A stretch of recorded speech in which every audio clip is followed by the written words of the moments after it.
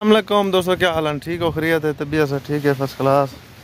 उम्मीद करा तो सारे ठीक हो सो, बैंड भी फिट फाट हो सो, टाइट फैट हो सो, अमन चमन है सो एडे पे मत रहा है सारा। आज वाला इतना आ गए हैं अल्लाह दे हुक्म नाल।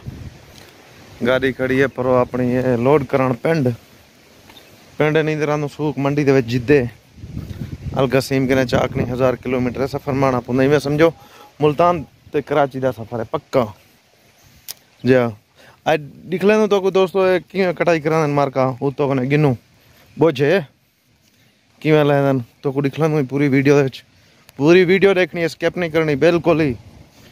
हादरी लवाद रोक में तो इना किता करो यारो। ठीक है दोस्तों, ओके।